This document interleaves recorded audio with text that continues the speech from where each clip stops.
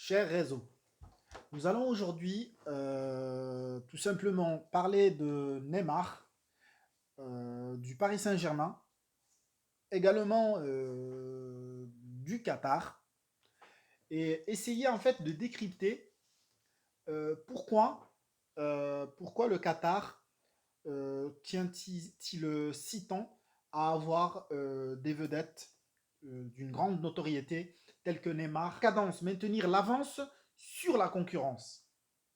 Donc avoir s'imposer, imposer une forte image au niveau par rapport à l'impact psychologique sur le consommateur, euh, sur le référentiel à travers lequel on peut classer une marque en fonction tout simplement que l'on cite le nom, ou bien est-ce qu'il s'agit au contraire de s'approprier une image, de s'approprier une notoriété pour pouvoir modifier la perception que le consommateur peut avoir sur notre marque, sur notre activité. Là, en l'occurrence, le cas de Neymar et du Qatar est très intéressant pour plusieurs points. Le premier point pour lequel je pense qu'il est intéressant de focaliser l'objectif là-dessus, de zoomer là-dessus, c'est de savoir en fait que le Qatar, en fin de compte, ce qui l'intéresse, c'est pas forcément les performances athlétiques sportives de Neymar ou des autres joueurs qu'ils ont acquis avec des sommes astronomiques. Il faut préciser que le cas Neymar, on nous dit que effectivement le coût global de l'investissement dépasse le demi-milliard d'euros. Il faut savoir en fait que on est aujourd'hui dans un monde de l'image. Le monde de l'image, alors pour pouvoir comprendre le monde de l'image, il faut revenir aux prémices des cours d'économie. Alors en économie, de mémoire, on nous disait que un billet, un billet d'argent a la valeur que l'on pense que ce billet a en fonction de notre référentiel, de notre position sociale, de notre statut social. La valeur du billet n'aura pas du tout la même valeur. Donc, pourquoi, en l'occurrence, parler du billet d'argent?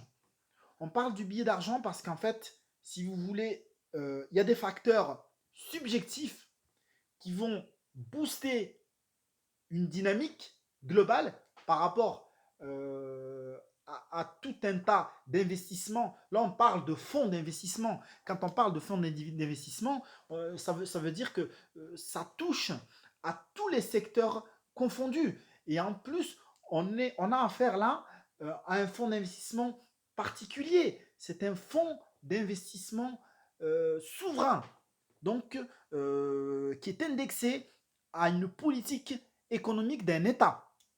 Donc là, en fait, ce qui est intéressant de savoir, c'est que effectivement, le Qatar nous sort les muscles pour, en quelque sorte, pour plusieurs points. Alors, le premier point que l'on pourrait aborder, c'est si de mémoire, vous vous souvenez, au plus fort de la crise, on parlait également du renflouement de l'économie du Qatar, qui a connu également des secousses au plus fort de la crise.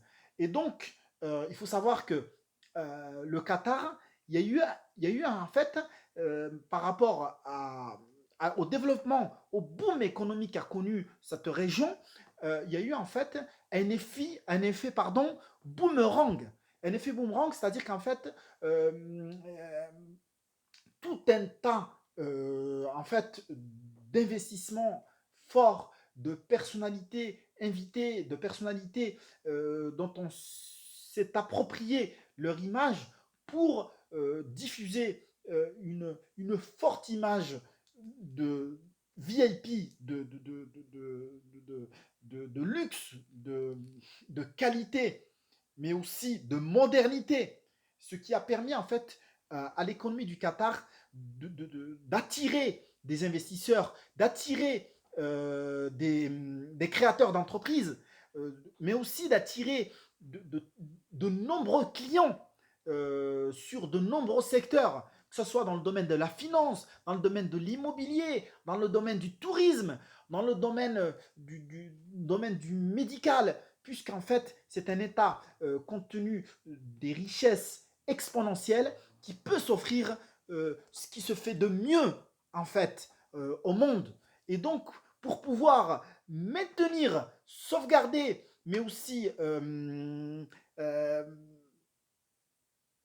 permettre à ces établis, à ces expatriés, à ces nouveaux Qataris d'adoption, de maintenir, de se maintenir, de maintenir cette harmonie, de maintenir effectivement que cette machine continue à être bien huilée et que les choses continuent dans la dynamique, ils ont besoin de temps en temps d'insuffler en quelque sorte du sang neuf. Et donc, ces artifices du sang neuf sont Neymar, ce sont comme tous les autres joueurs, par exemple. Et donc, ce qui est intéressant là, en l'occurrence, tout à l'heure, quand je parlais de la valeur du billet, on peut effectivement aller un peu plus loin, extrapoler, partir donc de la valeur du billet pour aller vers la valeur de la crypto-monnaie, qui a une valeur, c'est une valeur qui simplement repose sur ce que l'on appelle la donnée de croyance. La donnée de croyance, ce terme est très très important parce qu'en fait, ça marche, cette, cette monnaie, cette crypto-monnaie, cette monnaie virtuelle vaut parce qu'on pense qu'elle vaut et non pas parce qu'elle repose sur des données, sur des facteurs économiques pertinents et tangibles. C'est très important. Et donc, en fait, ce qui m'intéresse là, en l'occurrence, ce qui est intéressant, en fait, pour tout créateur d'entreprise, tout meneur de projet, c'est de savoir qu'en fait, euh, euh, on parle souvent de mindset, de développement personnel, de psychologie.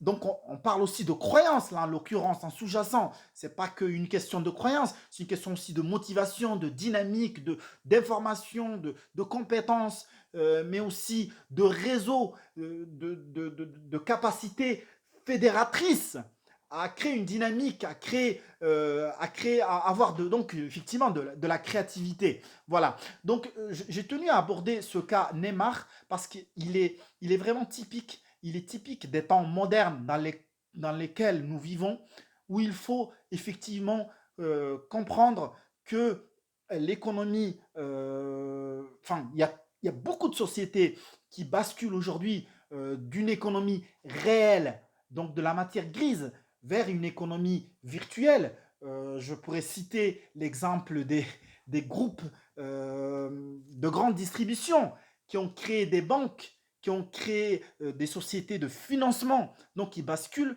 vers de l'économie fictive, donc du financement, etc. Alors que à la base, c'était une économie qui était basée sur la commercialisation de marchandises. Je pourrais également citer en sens inverse l'exemple de Google, qui est parti d'une économie totalement virtuelle, c'est-à-dire c'était une start-up, une société d'Internet qui est partie donc d'une économie virtuelle pour aller vers une économie en sens inverse réelle. C'est-à-dire Google, par exemple, aujourd'hui est un acteur qui commercialise des produits industriels, pétrochimiques, notamment du gaz. Et donc, ce qui est intéressant, c'est de comprendre qu'en fait, il y a aujourd'hui des vases communicants réels dus aux nouvelles technologies, dus à ces nouveaux outils qui rapprochent les pays. Donc le monde est devenu un village. Et donc aujourd'hui, c'est très très important pour tout créateur d'entreprise, tout meneur de projet aujourd'hui, d'être conscient de cette notion de virtualité, du virtuel qui peut rejoindre le réel et dans les deux sens. Voilà, merci.